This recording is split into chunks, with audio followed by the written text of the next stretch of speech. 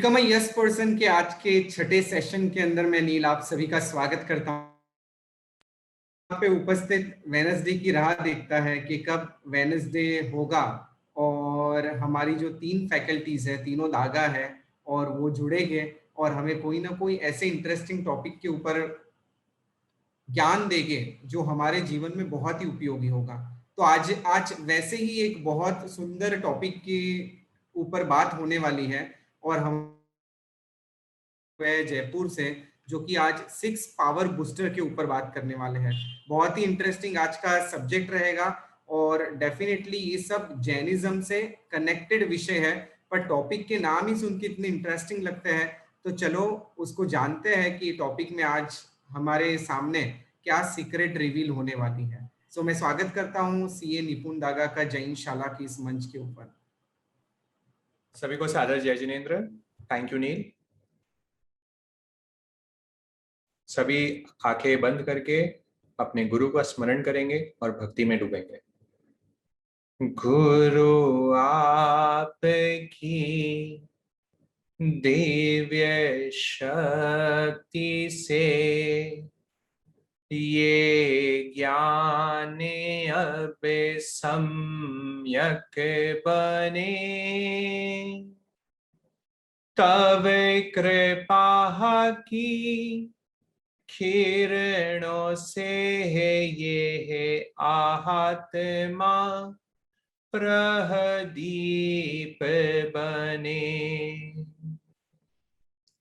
भक्तों के भगवान हो प्रभु आप मेरे इष्ट हो,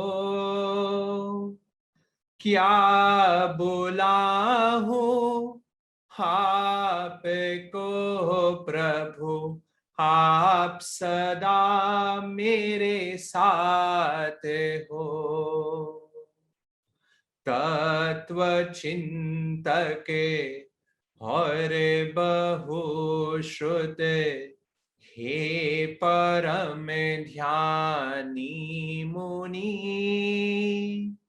रोम रोम में बसी है हो गुरु आप की छवि। निसंगता निर्मोहता शुद्ध संत की पहचान है, अपूर्ण को निपूर्ण करते प्रमोद का मुझ में वास है, प्रमोद का मुझ में स्थान है।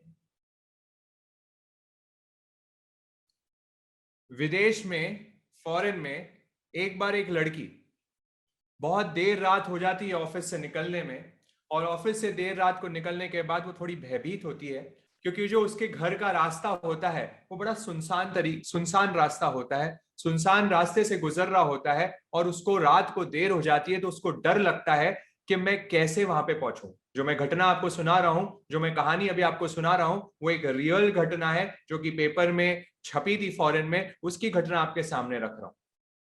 लड़की आगे बढ़ी, लड़की आगे बढ़ते ही होता यह है कि उसको एक बहुत ही विकराल भयानक रूप वाला एक व्यक्ति वहां दिखता है जो कि सुनसान रास्ते में अकेला खड़ा था। आजू बाजू और कोई लोग नहीं थे, केवल वो अकेली वहां पे थी और उसको ऐसी परिस्थिति में वहां पे ऐसा व्यक्ति दिखता है और वो देखती है वो व्यक्ति को, और व्यक्ति को देखते ही वो थोड़ी भयभीत हो जाती है, वो डर जाती है कि अरे बाप रे, मैं इतने अंधेरी रात में मैं अकेली लड़की और ये ऐसा ऐसा आदमी मुझे यहाँ दिख रहा है, मेरे कहीं शील पे कुछ आज तो नहीं आ जाए। उसको ये भय से वो डरते डरते वहां से चलती है, थोड़ा आगे बढ़ती है और आगे उसका डर ज्यादा बढ़ता है तो उसके दिमाग में एक चीज याद आती है जो उसने बचपन में सुनी हुई थी कि ऐसी कोई भी परिस्थिति हो तो है ना, अपना पूरा जो है ना भक्ति में लीन हो जाना चाहिए, हमें पूरी क्या कर लेनी चाहिए, भगवान को अपनी जिंदगी को सौंप देना चाहिए। बस भगवान का नाम लेके मैं मेरी हिम्मत थोड़ी बढ़ाऊंगी, तो वहां पे वो एक क्षण रुक जाती है, 1 मिनट रुकती है और अपने भगवान का, अपने इष्ट का जो है स्मरण करना शुरू कर देती है।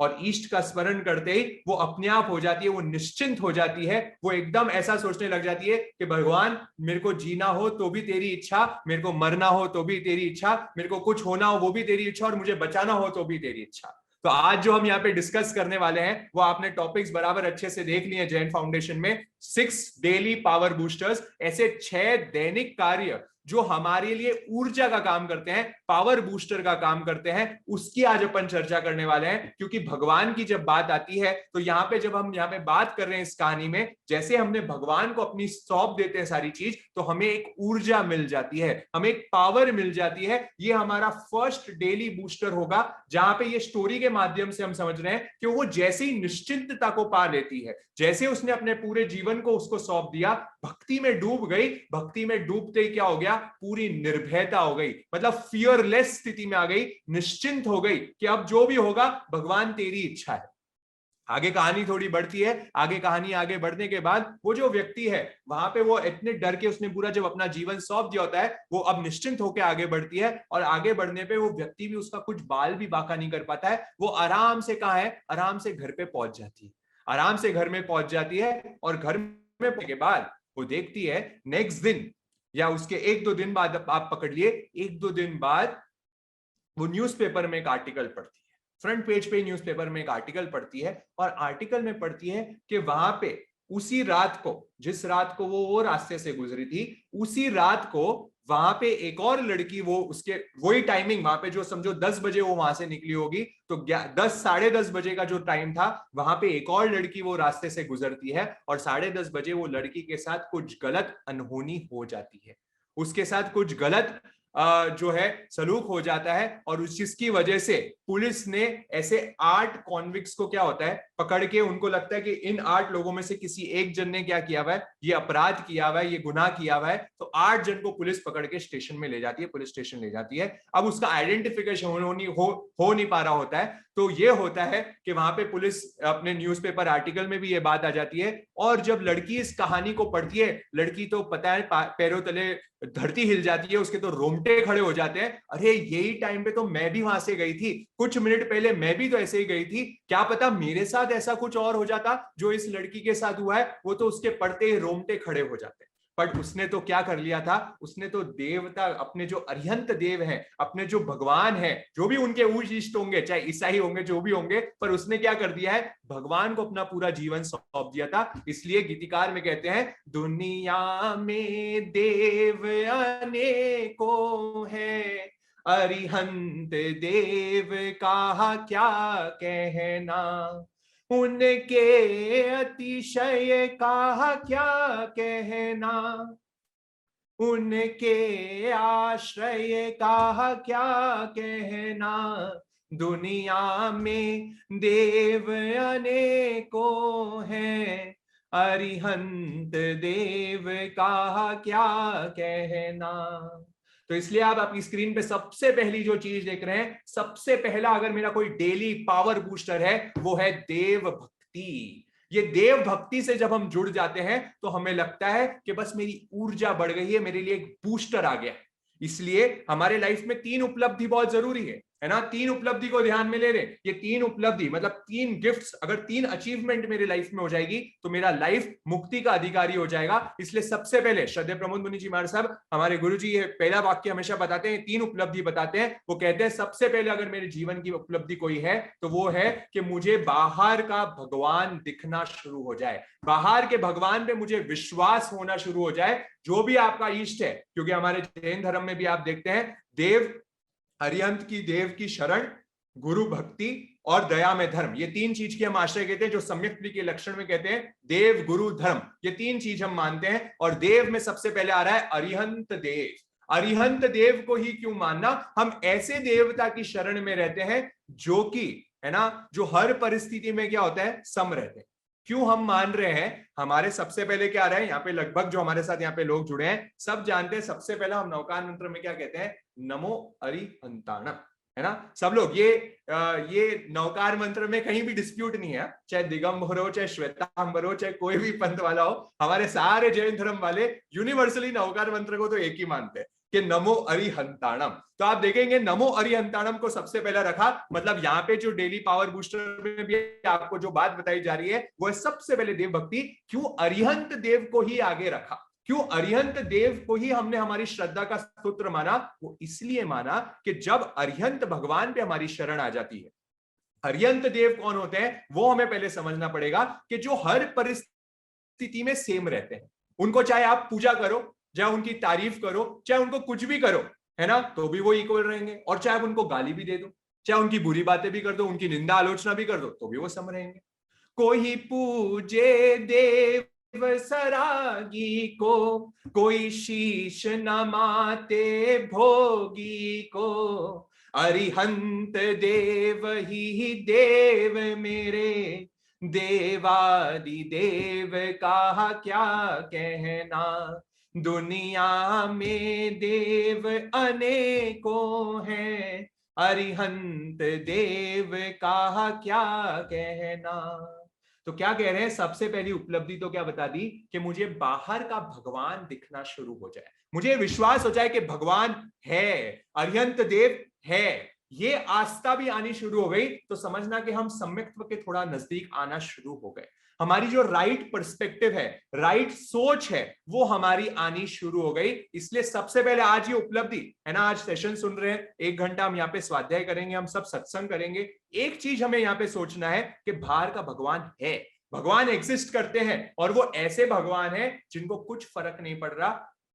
भगवान ऐसे तो नहीं हो सकते ना कि उनकी आप है ना पूजा आरती करो और उनको बड़ा अच्छा उनको संभालो तो वो बड़े खुश हो जाएंगे, वो बड़े प्रसन्न हो जाएंगे और कह देंगे क्या तथास्तु, है ना। कोई देवता के पास आप जाओगे, वो बोलेगा हाँ उसकी अच्छी पूजा करो। जैसे हमारे अन्य देवी देवता है उनका आप नाम जानते हैं, हमारे बाहर के लोगों में बड़ी प्रचलन है, चाहे लक्ष्मी जी हो जाए, गणेश जी हो जाए ना, अलग अलग जो देवी देवता है उनकी आप पूजा आरती, या आपके जो कुल देवी देवता होते हैं उनके हम कहते हैं ना क्या हो जाते हैं कि अगर उनकी आप पूजा आरती बराबर नहीं करोगे तो क्या हो जाएंगे साहब, वो लोग कुपित हो जाएंगे, है ना, वो कुछ ना कुछ अलग असर दिखाना शुरू कर देंगे। ऐसी बातें हम सुनते हैं। 100% ये बात सत्य है कि देवता अपने पावर्स लिए होते हैं, कि देवता अपने आप में कुछ कुपित हो सकते हैं, क्योंकि वो अल्टीमेटली संसारी है। वो लोग भी क्या कर सकते हैं, कुपित हो सकते हैं, पर हमारे अरिहंत भगवान क्यों उससे श्रेष्ठ है? हम क्यों मान रहे हैं कि हमारे अरिहंत भगवान की हमें भक्ति करनी चाहिए? वो इसलिए करनी चाहिए कि आप वो कोई भी कुपित नहीं होते। जो कुपित हो वो भगवान कैसा, जो राग द्वेष करे वो भगवान कैसा। अगर हम उनको भगवान मान रहे हैं तो हमारी श्रद्धा में कहीं ना कहीं कमी। तो सबसे पहले चीज आज हम क्लियर कर रहे हैं, क्योंकि आज हमारा 6th सेशन होने वाला है, और 6th सेशन में हमें 6 डेली पावर बूस्टर सुनने वाले हैं। 6 एकदम मैच होते हुए चल रहा है। और उसकी फर्स्ट चीज हम यहाँ पे समझ रहे हैं, फर्स्ट चीज में हमें क्लैरिटी ले आए कि मैं भगवान एग्जिस्ट करते हैं, और भगवान मेरे कौन है? अरिहंत देव ही देव मेरे, देवादि देव का क्या कहना। अरिहंत देव मेरे हैं, इसकी मुझे स्ट्रॉन्ग श्रद्धा आ जानी चाहिए, ये मेरे को एकदम दृढ़ विश्वास आना चाहिए। तो कहानी में आगे थोड़ी बढ़ाता हूं। कहानी को आगे बढ़ाते हुए ये होता है कि लड़की जब वो पेपर में देखती है, रोंगटे खड़े हो जाते हैं, तुरंत पुलिस स्टेशन के लिए निकलती है, और पुलिस स्टेशन में जाने के बाद वहां पे पुलिस वाले खड़े होते हैं, वो 7-8 जो अपराधी हैं वो रहते हैं वहां पे, और वहां पे वो तो देखते ही पहचान जाती है, क्योंकि वो बंदा जो था वो एकदम विकराल हुआ था, बड़े बड़े बाल थे, उसकी आंखें एकदम जो थी डरावनी थी। वो तो देखते ही उसकी शक्ल वो पहचानती है कि ये यही व्यक्ति, और वो पुलिस वालों को बता भी देती है कि ये व्यक्ति है, पर पुलिस वालों को कह देती है कि देखो भैया आप लोग इसको पकड़ तो लेना, पर इसके पहले मुझे इससे 1 मिनट एकांत में बात करनी है, मुझे इससे अलग से 1 मिनट बात करनी है। वो उसको साइड में लेके जाती है, उसको पूछती है कि जिस दिन तूने ये हादसा किया उस लड़की के साथ, उसके कुछ मिनट पहले मैं भी तो वहां से गुजरी थी, मैं भी तो वहां से गई थी, क्या तुझे मेरे लिए ऐसी भावना नहीं आई क्या? क्या तुझे मेरे लिए ऐसी गंदी भावना नहीं आई? तूने मेरा तो कुछ अहित नहीं किया, क्यों? तेरे पास ऐसा क्या रीजन हुआ? मैं भी अकेली थी, मैं भी कोई मेरे पास हथियार नहीं थे, कुछ नहीं थे, तो तूने मेरे साथ ऐसा कुछ गलत काम नहीं किया, क्यों नहीं किया? व्यक्ति आंसर दे रहा है, व्यक्ति आंसर बड़ा ध्यान से सुनना, वो क्या दे रहा है। वो कहता है व्यक्ति कि जब तुम वहां से गुजर रहे थे लड़की, तुम जब वहां से गुजर रहे थे, तुम अकेले नहीं थे, तुम्हारे आजू बाजू 2 हट्टे खट्टे नौजवान, हट्टे खट्टे बॉडीगार्ड्स तुम्हारे साथ में घूम रहे थे, और इसकी वजह से मैं तुम्हारे सामने आंख उठाने की भी मेरे को हिम्मत नहीं हुई, क्योंकि वो इतने पहलवान, इतने हट्टे कट्टे थे कि मैं खुद वहां पे डर गया। तो कह रहे हैं ये कोई आश्चर्य की बात नहीं है। लड़की को वहां पे बोल होता है कि भगवान की जो मैंने स्मृति करी थी, भगवान को जो मैंने इष्ट माना था वो टाइम, वो ही मेरी सहायता करने आए। और यही हमारे देशकालिक सूत्र के पहले अध्ययन में ही पहली गाथा में ही भगवान फरमा रहे हैं, धम्मो मंगलम मुक्तिटम अहिंसा संजमो तवो देवा वीतम नमन संति जस्स धम्मे सयामणो, कि जिसका मन सदा धर्म में लगा रहता है उसके देवता भी चरण में रहते हैं। ये देवता को कोई पूजने की हमें जरूरत नहीं है। अगर आपका मन धर्म में है, अगर आपका मन सदा धर्म में लगा रहता है, अगर आप सरल व्यक्तित्व वाले होंगे, तो आपके चरणों में वो देवी देवता आएंगे, वो चरण में रहेंगे, आपके आपकी सेवा में रहेंगे, जैसा उस लड़की के साथ हुआ था। क्योंकि भगवान को सौंप दिया है। ऐसी श्रद्धा मुझे पहले मजबूत करनी है खुद की। मेरे को कहीं बाहर भटकने की जरूरत नहीं है, क्योंकि अलग अलग प्रचलन चल रहे हैं। कोई ये चल रहा है, कोई अलग परंपरा चल रही है। कितने पंथ परंपरा हमारे आप देखेंगे भारतवर्ष में, पूरे वर्ल्ड में चल रहे हैं। अगर हम भटक गए ना तो भटकते ही रह जाएंगे, हमें विश्वास ही नहीं होगा। हमें लगेगा ये भी अच्छा है, ये भी अच्छा है, अरे इनकी बातें तो बड़ी, यहाँ पे तो बड़ा अट्रैक्टिवनेस है, यहाँ पे बड़े मनोरंजन होते हैं, और आपको वहां फिसल जाएंगे। फिर हम जिनवाणी को भूल जाएंगे, फिर हम हमारी भगवान की वाणी को भूल जाएंगे। इसलिए सबसे पहली श्रद्धा को जो मुझे मजबूत करना है वो है देव भक्ति। मुझे वो विश्वास होना शुरू हो जाए कि मेरे देवादि देव ही क्या है, मेरे देवादि देव ही बहुत स्ट्रांग है, और उनके लिए मेरा पूर्ण समर्पण आना चाहिए। पूजा निंदा में सम रहते, नित वीत रागता में रमते, जहां समकित दीप जले नित ही, उनकी समता का क्या कहना। दुनिया में देव अनेकों हैं, अरिहंत देव का क्या कहना। बहुत ही अमेजिंग भजन है, बहुत ही सुंदर भजन है। किसी को बाद में चाहिए मेरे से जरूर ले लेना। श्रद्धेय गौतम मुनि जी महाराज साहब का बनाया हुआ, बहुत एक्चुअल में पूरा इंडिया फेमस वाला भजन मैं आपको सुना रहा हूं। बहुत लोगों ने शायद यहाँ पे सुना हुआ भी होगा। इतनी भक्तिपूर्ण इस भजन में हमें ये एहसास बार बार दिलाया जा रहा है कि पूजा निंदा में सम रहते हैं, उन्हें कोई फर्क नहीं पड़ता, कोई भी उनको कुछ कर ले, वो तो हर परिस्थिति में क्या है, एकदम समभाव लिए हुए रहते हैं, उनको कोई फर्क नहीं पड़ता। तो हमारे को क्वेश्चन एक और चीज आ जाती है, क्वेश्चन ये आती है कि वो सम रहते हैं, वो इक्वल रहते हैं। आप कह रहे हैं भैया वो तो आप उनकी पूजा आरती भी करो तो भी उनको कोई फर्क पड़ने वाला नहीं है, तो फिर वो हम पे प्रसन्न कैसे होंगे, हमारा बचाव कैसे करेंगे, हमें कैसे प्रोटेक्ट करेंगे? ये सारे क्वेश्चन हमारे लॉजिकल माइंड को आ जाते हैं कि वो तो कुछ करते ही नहीं है, वो तो बैठे रहते हैं। तो आ रहा है ना क्वेश्चन, ये सबको समझ आ रहा है क्वेश्चन, ये आता है क्वेश्चन, नॉर्मल क्वेश्चन है, हमारे दिमाग में आ सकता है। तो कह रहे हैं कि भगवान की कृपा तो अपार है ना, अपार है उनकी कृपा, उनकी तो कृपा दृष्टि बरस ही रही है। हाँ, लेने वाला चाहिए। उनकी तो निरंतर फ्लो में क्या चल रही है, उनकी निरंतर फ्लो में वो कृपा बरस रही है, पर उसको लेने वाला चाहिए। समुद्र के पास पानी की कोई कमी नहीं है, समुद्र के पास पानी की कमी है क्या? जो यहाँ पे हमारे मुंबई रहते हैं उन्हें ध्यान है कि हमारे अरेबियन सी है और इतना इतना पानी है, वहां पे कोई पानी की कमी नहीं है। पर अगर हम ही बाल्टी लेके जाएंगे तो बाल्टी जितना ही पानी आएगा। गलती तो हमारी है कि हम बाल्टी लेके गए, हमें तो टैंक लेके जाना चाहिए था, तो पूरी कृपा मिल जाती, पूरा पूरा पानी मिल जाता जितना पानी हमें लेना है। पर हम तो कहां लेके जा रहे हैं, हम तो बाल्टी लेके जा रहे हैं। बस इसी प्रकार भगवान की कृपा तो अपरंपार है। वो आपने देखा होगा ना, जब आपका रेडियो नहीं चलता, आपका रेडियो जो है ना, रेडियो की जैसे ही फ्रीक्वेंसी आप मैच कर लेते हो, 98.3 FM है ना, चालू हो जाता है हमारा, फिर हमारे और अलग अलग FM चालू हो जाते हैं। तो जैसे आप वो फ्रीक्वेंसी को मैच करते हो वैसे ही गाना बजना शुरू हो जाता है, और जैसे ही फ्रीक्वेंसी यहाँ हो जाए तो क्या आने लग जाती है, ऐसी आवाजें आने लग जाती है, बराबर है ना। तो अलग अलग आवाज आती है, मतलब क्या हुआ, जैसे आपने फ्रीक्वेंसी सेट करी वैसे ही गाना आना शुरू हो गया। बस भगवान के साथ भी यही सीन है। भगवान के साथ जैसे ही आप तारतम्य बिठा दोगे, जैसे उनकी भक्ति में लीन हो जाओगे, भक्ति में डूब जाओगे। देखो, सबसे सरल जो कोई चीज है ना, सबसे सरल कोई चीज है हमारे जिन धर्म में या कोई भी धर्म में, अगर आपको आगे बढ़ना हो, साधना में आगे बढ़ना हो, एक मार्ग बड़ा आसान है, वो है भक्ति मार्ग। ऐसे तो 3 मार्ग बताते हैं, 3 मार्ग नोट कर सकते हैं आप लोग। कौन से मार्ग है? एक है भक्ति, एक है ज्ञान और एक है कर्म। 3 मार्ग बताते हैं, भक्ति मार्ग, ज्ञान मार्ग और कर्म। सबसे सरल इन तीनों में कोई है ना, वो है भक्ति। क्यों भक्ति इजी है? इसमें कुछ करना ही नहीं है, कुछ नहीं करना और उसमें लीन हो जाना, कुछ नहीं करना उसमें लीन हो जाना, यही तो भक्ति है। बस भक्ति में डूब जाओ, सबसे सरल है, कुछ नहीं, सारा जीवन सौंप दो। अभी हम रिसेंटली भरतपुर जाके, है ना, भरतपुर में, हमारे राजस्थान में एक भरतपुर एक जगह है, वहां पे अपना घर करके एक एनजीओ है ना।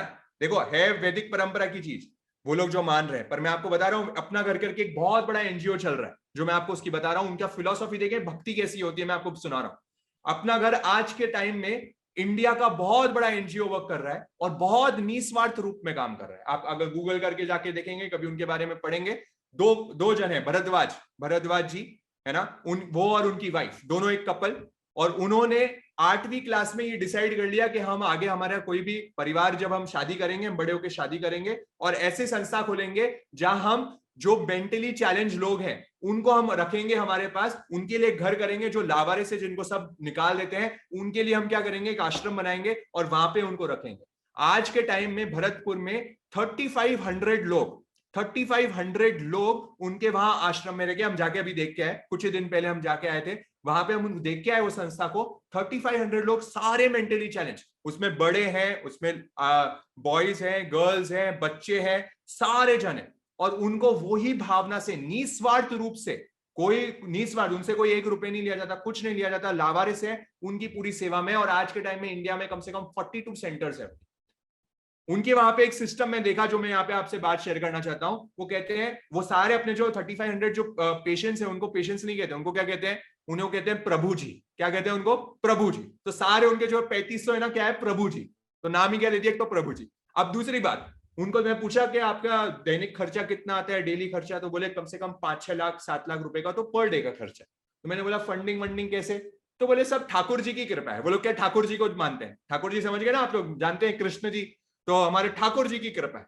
अब वो बोल रहे हैं ठाकुर जी की कृपा है, सारी चीज हम उनसे जितनी बात करी, देखो ये तो काम जो है ना सारा ठाकुर जी करवा रहे हैं, हम तो क्या है, सिर्फ निमित्त है, हम तो सिर्फ कर रहे हैं।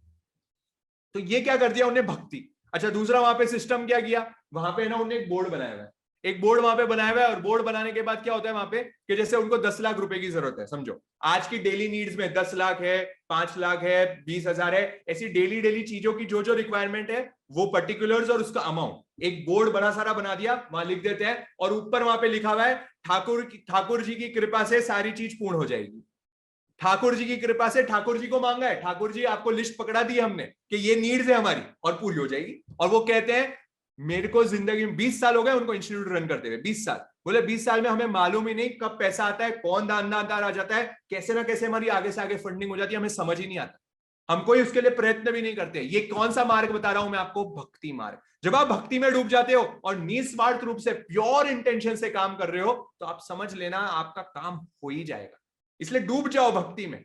तो मैं आपको बात बता रहा था, 3 उपलब्धि की बात चल रही थी हमारी। वहां पे मैंने आपको सबसे पहले बता दी कि बाहर के भगवान पे दृढ़ विश्वास हो जाए, हाँ भगवान है, एग्जिस्ट करते हैं, ये विश्वास तो सब में क्लियर हो गया ना। मुझे एक बार चैट बॉक्स में बताओ, ये बहुत जरूरी चीज है। अगर ये हमने नहीं किया तो अभी तक क्या होगा, मेरी है ना जो श्रद्धा है ना अभी भी डामाडोल रही। इसलिए विश्वास जगा लो, पूरा सरेंडर कर लो कि भगवान एग्जिस्ट करते हैं, और मेरे अरिहंत भगवान क्यों इतने उच्च है, उसमें मेरा दृढ़ विश्वास जगा लो। ये है तो एक बार कंफर्मेशन करके मुझे बताइए आप चैट बॉक्स पे। ये बोलने मात्र से भी आप निर्जरा कर लेंगे, ये बोलने मात्र से हमारी श्रद्धा जग जाएगी। ओके, वेरी गुड, बहुत जनों के आ रहे हैं यहाँ पे, ब्यूटिफुल। चलो, ये श्रद्धा हमारी क्लियर है। तो अब हम दूसरे उपलब्धि में जा रहे हैं।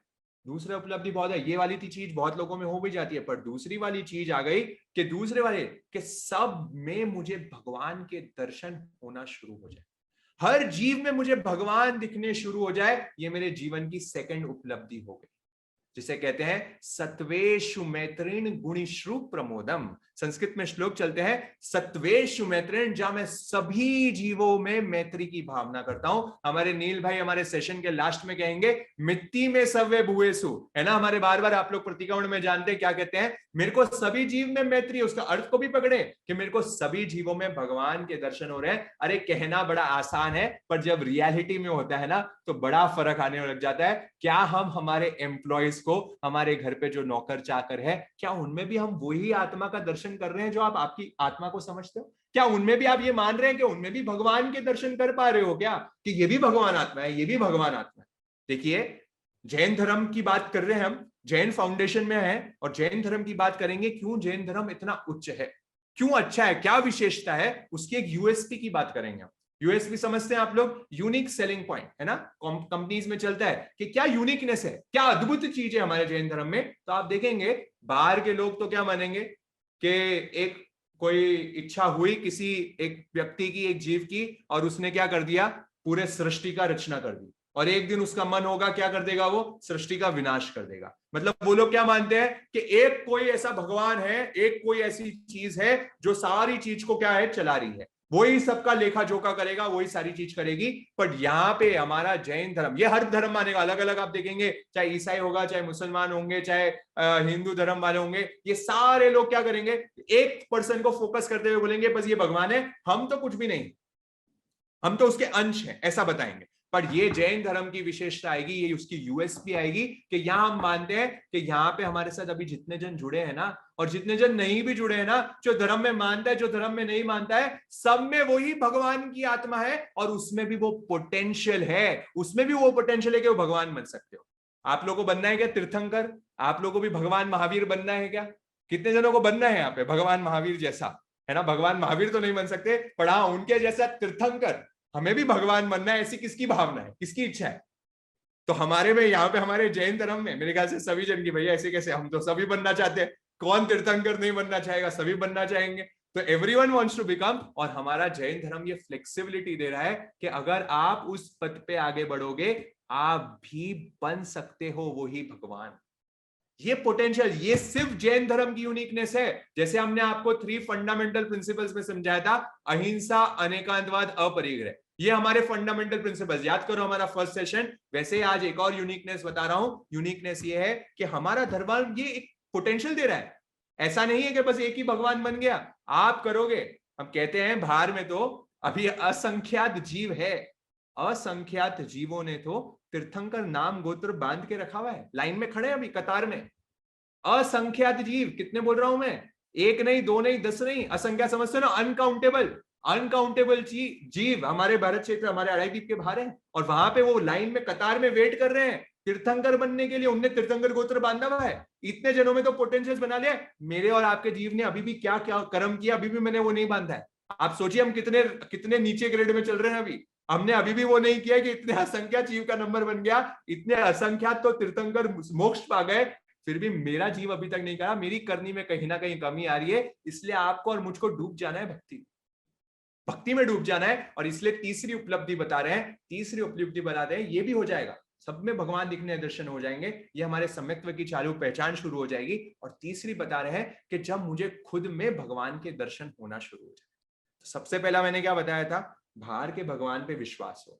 दूसरा क्या बताया, सब जीव में भगवान दिखना शुरू हो जाए। और तीसरा क्या बता रहा हूं, खुद में भगवान दिखना शुरू हो जाए, खुद में ही मेरे को दर्शन होने लग जाए। कहते हैं आचार्य हस्ती के भजनों में कहूं तो कहते हैं, मेरे अंतर भया प्रकाश नहीं अब मुझे किसी की आश, मेरे अंतर भया प्रकाश नहीं अब मुझे किसी की आश। क्या कह रहे हैं आचार्य हस्ती अपने भजनों में, कह रहे हैं संभवतः लगता है कि स्वयं के दर्शन प्रकट हो गए, स्वयं के भगवान के दर्शन प्रकट हो गए, अपनी आत्मा में वो बोधि जग गई। क्या अभी आप लोगों को सच में एहसास हो रहा है क्या? देखो एक तो सुनी सुनाई बात है, सुनी सुनाई तो बात है कि हाँ आत्मा होती है, आत्मा भी भगवान स्वरूप ही है, भैया आप कह रहे हो एकदम सत्य है, हम मान रहे हैं उस चीज को। पर अभी अनुभूति के स्तर पे, अभी एक्सपीरियंस के स्तर पे मैं पूछ लूं यहाँ पे कितने जनों को एक्सपीरियंस हो गया है कि हाँ आत्मा मैंने एक्चुअल में अनुभव कर ली है, एक्सपीरियंस तो हो गया है कि भीतर मेरा जो है भगवान तत्व है। अभी श्रद्धा से मान रहे हैं, बहुत अच्छी बात है, ये हमें मानना ही है। पर हमें आगे जो थर्ड उपलब्धि हमारे जीवन की होगी, वो स्पष्ट भेद विज्ञान की बात आ जाएगी, जहां मुझे रियलाइज हो जाएगा कि आत्मा और शरीर पूर्णतः अलग है, इसमें पूरा भेद है। ये मेरा तीसरा आत्मिक तत्व है। यहां मुझे तीसरी उपलब्धि हो जाएगी जो आचार्य श्री को हो रही है, मेरे अंतर भया प्रकाश, जहां मुझे अब किसी की आश नहीं है, मैं एकांत में खुश हूं। देखो व्यवहार में तो अपनत्व होना चाहिए, व्यवहार में क्या होना चाहिए, अपनत्व, पर निश्चय में एकत्व। व्यवहार में अपनत्व, निश्चय में एकत्व। शास्त्र की गाथाओं से कह दूं, उत्तराधन सूत्र के चौथे अदन से कह दूं, सुत्ते सुयावी पड़ी बुद्ध जीवी, नवी ससे पंडहिया सुपन्ने। क्या कह रहे हैं? सुत्ते सुयावी पड़ी बुद्ध जी, क्या कह रहे हैं कि बाहरी जो ये मोह के बंधन वाले जो लोग पड़े हुए हैं, ये सब मोह की नींद में सो रहे हैं, पर मेरी आत्मा इन सारों के बीच में रहते हुए भी जागृत है। निश्चय में अगर कोई बात करेंगे तो हमें एकत्व की साधना करनी है, एकांत की साधना करनी है, और एकांत में हमें स्वयं के तत्व से मिलना है, वो भगवान के अंतर के दर्शन करना, ये हमें बोधि जगानी है। इसलिए सबसे पहली स्टेप आज जो शुरू करना है, देव भक्ति करना शुरू करना है। देखिए, एक नियम तो हमें लेना शुरू करना पड़ेगा, एक नियम तो ले हम आज एक्शन पॉइंट में लेके आए कि भगवान, हमारे अरिहंत के 12 गुण होते हैं। कितने गुण होते हैं? 12 गुण, है ना? अरिहंत के 12 गुण, तो एटलीस्ट 12 वंदना हम अरिहंत को देना तो शुरू करें। आप जो भी पाठ से करते हो, आप टिकुतों के पाठ से करते हो, आप इच्छामी खमासनों के पाठ से करते हो, जो पाठ से आपको आती है, एटलीस्ट 12 बार उनको एवरी डे वंदना करना शुरू करें, ये देव भक्ति लेना शुरू करें। एक और कहानी याद आ गई, शरणानंद जी महाराज, है ना, बड़े अनुभवी, है ना, बहुत वैदिक संत, उनकी बात बता रहा हूं आपको। एक अनुभवी संत हुए बहुत, उनकी खूब गहरी किताबें होती है, खूब गहरी किताबें होती है, उनका अध्ययन करने का भी सौभाग्य मिला। पर वहां पे उनकी कहानी बड़ी है, प्रज्ञा चक्षु है। प्रज्ञा चक्षु समझते हैं? मतलब आंखों से अंधे थे, दिखता नहीं था उनको, ठीक है। और उनकी कहानी चलती है कि वो कहते हैं कि उनको बोधि कैसे है, ये भीतर के भगवान के दर्शन कैसे हो। तो बात सुनिए, मेरे को और आपको बहुत जगाने वाली चीज है। वो कहते हैं कि एक दिन वो, है ना, उनके जो संत होते हैं वो घर घर जाते हैं खाना खाने, है ना। तो एक दिन किसी के घर पे खाना खाने गए, घर पे खाना खाने गए, तो वहां पे बहू रानी थी और सासू माँ थी, सब उसको खाना पुरस रहे थे, अच्छे से खाना पुरसा उनको। अब खाना पुरसने के बाद वो देखे, अरे जो बहू रानी है ना, इसका मुंह आज बड़ा क्या है, उदास उदास सा है। उसको पूछे, कह रहे तेरा मुंह आज बड़ा उदास सा है, क्या हो गया, क्यों ऐसे तू इतनी गुमसुम लग रही है, मैं तो अच्छे से खाना खा रहा हूँ, मेरे तो अच्छा खाना आया है, संत तेरे घर पे आए हैं और तू इतनी गुमसुम पड़ी। तो क्या कहती है, आंसर सुनना आप। वो कहती है कि मेरे जो हस्बैंड है ना, मेरे जो पति परमेश्वर है ना, वो है ना अभी काम से, है ना, बहुत दिनों से बाहर गए हुए, और जब वो नहीं होते ना घर में, तो मुझे तो, है ना, दिन में भी अंधेरा अंधेरा सा लगता है। क्या लगता है? दिन में भी मुझे अंधेरा अंधेरा सा लगता है, मतलब मेरा मन ही नहीं लगता उनके बिना। मेरे को एक मिनट भी, मैं अगर वो चले जाते हैं तो मेरा मन रहता नहीं है, मेरा मन उन्हीं उन्हीं में रहता है। मेरे को पता नहीं इतना, इसलिए मेरी जो आंखों की मेरी जो मुस्कान है, सारी चीजें वो गायब हो। प्यार में ऐसा ही होता है, प्यार में पागल, जो मोह में व्यक्ति पागल होता है, उसके साथ ऐसा ही होता है। मोह का इसलिए डेफिनेशन, मोहनीय कर्म की डेफिनेशन आप पढ़ेंगे ना, तो कहेंगे कि जैसे शराब पिया हुआ व्यक्ति बेभान हो जाता है, शराब पिया हुआ व्यक्ति जैसे बेभान हो जाता है, वैसे ही जब मोहनीय कर्म का उदय आता है, वैसे व्यक्ति अपने होश खो देता है, बेभान हो जाता है, उसको मालूम ही नहीं पड़ता है कि कौन है, क्या हो रहा है मेरे साथ। तो लड़की के साथ ऐसा हुआ। अब वो संत सुन रहे हैं कहानी, संत सुने, उस संत को सुनते ही विचार आ गया। अभी आप लोगों को क्या विचार आया होगा? पता नहीं क्या विचार आया होगा, बिल्कुल क्या विचार आया होगा? अरे कैसा प्यार है, प्यार तो अंधा होता है, ऐसी वाली चीजें हमारे दिमाग में आएगी। पर जो संत होते हैं ना, वो अपनी अनुप्रेक्षा शुरू कर देते हैं, और संत सोचने लग गए कि ये व्यक्ति को उसके पति के लिए ऐसा पागल प्यार है, ऐसी बावड़ी हुई हुई है ये, और मैं कहता हूं मैं संत हूं, मैं भगवान को प्यार करता हूं, मैं भगवान के दर्शन करना चाहता हूं, क्या मुझे अभी ऐसा पागलपन आया? क्या मुझे अभी ऐसा पागलपन आया कि मुझे दिन में भी अंधेरा लग रहा है? अभी तक मुझे मेरे भगवान के दर्शन नहीं हुए, अभी तक मुझे मेरे स्वयं के तत्व के दर्शन नहीं हुए, आत्मा का बोध नहीं हुआ। क्या मुझे भी ऐसा पागलपन आ रहा है क्या, वो देव भक्ति के लिए, वो भगवान के दर्शन के लिए? बस वहां पे ही शरणानंद जी महाराज ने सोच लिया कि अब मैं एक पानी का घूंट भी नहीं लूंगा जब तक मुझे मेरे स्वयं के भगवान के दर्शन नहीं हो जाए। और वहां पे ही कहते हैं कि वो ध्यानस्थ हो जाते हैं, ध्यान में लीन हो जाते हैं, और जब तक उनने एक अधिष्ठान ले लिया कि जब तक मैं उठूंगा नहीं, तब तक मुझे मेरे आत्मा का बोध नहीं हो जाता। और कहते हैं वो टाइम ही उनको ज्ञान फूट जाता है, और ज्ञान फूटते उनको जो दृष्टि है उनकी निर्मल होनी शुरू हो जाती है। ऐसी वहां पे कहानी आ रही है। तो मेरे और मेरे लिए यहाँ पे ये सच्ची घटना आपको जो बता रहा हूं, दोनों सच्ची घटनाएं आपको बताइए, मेरे और आपको ये एक बोध मिल रहा है। क्या मैं इतना सा नियम, चलो वो तो ध्यान में लीन हो गए, जब तक भगवान के दर्शन नहीं होंगे तब तक नहीं उठेंगे, हम इतना तो शुरुआत कर सकते हैं कि सुबह उठने तक, सुबह जब आप लोग उठ रहे हैं, कि जब तक मैं देव भक्ति नहीं कर लूं,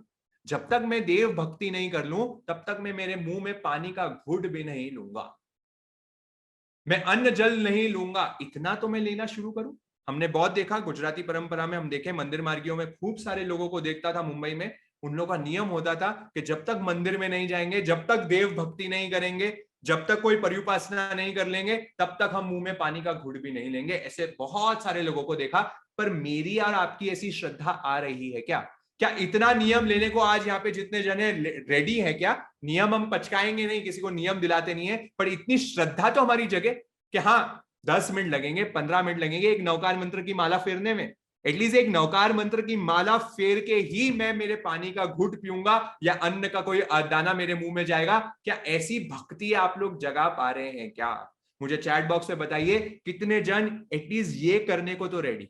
देखिए एक्शन में तो लाना पड़ेगा, सुन सुन के तो बहुत बात टाइम बीत जाएंगे। हमारी देव भक्ति आज खूब सुन ली। आज मैंने नील भाई को ये बोला, देखो आज मैं देव भक्ति पे लेने वाला हूं, मुझे इतना देव भक्ति मेरा बहुत प्रिय विषय है, मैं इसको बहुत लेने वाला हूं, क्योंकि मुझे रोम रोम में हमें जिनवाणी के लिए अहोभाव, हमारे अरियंत देव के लिए अहोभाव नहीं जब तक जागेगा हमारी जिनवाणी जीवित नहीं रहने वाली। ये जिनवाणी को जीवित रखने के लिए सबसे पहले मुझे शर्म नहीं आनी चाहिए। हमें आजकल ये होता है कि हाँ हम जैनी है, ये बोलने में भी हमें शर्म का महसूस होने लग जाता है। हमें गर्व से सीना ठोक के बोलना चाहिए कि हम जैन धर्म के अनुयायी है, हम अरियंत देव के अनुयायी है। ये बोलने में हमें बड़ा गर्व महसूस होना चाहिए। हमें इसमें कोई शर्मिंदा होने की बात नहीं है। हम हमारे धर्म को छुपाते हैं, क्रिश्चियन धर्म वाले कोई हमारे धर्म को नहीं छुपाते, मुस्लिम धर्म वाले हमारे धर्म को नहीं छुपाते, हम क्यों हमारे धर्म को छुपाते हैं? ये बात हमें बहुत गहराई से सोचने वाली बात है। क्यों हम जैन, हमारे को लगता है अरे मैं जैन फूड खा रहा हूं तो मुझे बड़ा शर्मिंदा महसूस होती है। अगर मैं जैन किसी को बोल देता हूं तो मुझे लोग बोलते हैं, जैनों पे टॉन्ट मारने लग जाते हैं। हमें ये पहले हमारी श्रद्धा निर्मल करनी है कि मेरे देव कितने उच्च हैं, मेरे देव अरिहंत देव कैसे हैं, मेरे भगवान कितने उच्च हैं। जो अन्य देवती देवता तो पूजा और प्रसन्नता में यहां वहां डूब जाते हैं, मेरे भगवान तो ऐसे हैं इतने अनंत, उनने कष्ट सहे। उनके अगर कष्टों का वर्णन करूं तो एक पूरा सेशन और लग जाएगा, पर कष्टों की आज बात नहीं करनी, आज तो सिर्फ बात करनी है देव भक्ति की। तो एटलीस्ट ये तो शुरू करें कि नौकार मंत्र की माला एक से तो शुरुआत करें। चाहे आपके घर में अगर आप मंदिर वाले हैं तो मैंने देखा बहुत सारे घरों में मंदिर होते हैं, तो मंदिर के दर्शन करके उनके पूजा परिवर्तन करके वो काम करिए। जो स्थानकवासी है वो एटलीस्ट स्थानक में जाके अपने जो भी नौकार मंत्र की माला फेरनी है और कोई कार्य करना है, जो आपके संत है उनकी विराजमान करिए। ऐसा कुछ तो काम करें। ये देव भक्ति से हमें शुरुआत करनी है। तो आज ये एक चीज से आपको ले जा रहे हैं यहाँ पे देव भक्ति। फर्स्ट पॉइंट जो मैंने आपके सामने डिस्कस किया, इसकी तो एक्शन पॉइंट ये है। अब मैं सेकंड नेक्स्ट पॉइंट में जा रहा हूं आपके लिए। सेकंड देखिए, बहुत ऊर्जा का स्तोत्र मिलेगा आपको, ये पावर बूस्टर है और ये डेली करने वाले लोग हैं, ये डेली काम करने वाली चीज है। ऐसा नहीं है एक दिन कर लिया हो गया काम, एवरीडे करना है। इसलिए सेकंड बाद जो ऊर्जा का स्तोत्र आपको मिलेगा है ना, वो डेली हमारा मोबाइल को चार्ज करना पड़ता है ना हमें, है ना। एक दिन भी मोबाइल चार्ज नहीं करो तो कैसा हो जाता है ना, वो हमारे को डर लग जाता है, अरे मेरा मोबाइल बंद हो जाएगा, स्विच ऑफ हो जाएगा, उसके बिना मैं कैसे जीऊंगा, उसके बिना मेरा आज काम कैसे चलेगा। एक दिन अगर मोबाइल को चार्ज करना भूल जाते हो तो देखो क्या हो जाता है हमारे साथ। क्या ऐसा ही सेम चीज क्या देव भक्ति के लिए होती है क्या? कि एक दिन मैं देव नहीं भक्ति करूंगा तो मेरे अंदर कंपायमान हो जाना कि आज मैंने देव भक्ति नहीं करी। ये मेरे में स्थिति आनी चाहिए। तो ये मेरे लिए एक पावर बूस्टर है। और दूसरी आपको यहाँ पे चीज बताई जा रही है, गुरु सेवा। वहां पे गुरु सेवा की बात चल रही है। गुरु सेवा में बता रहे हैं, तस्से समग्गो गुरुविद सेवा विवजना बाल जन सधूरा।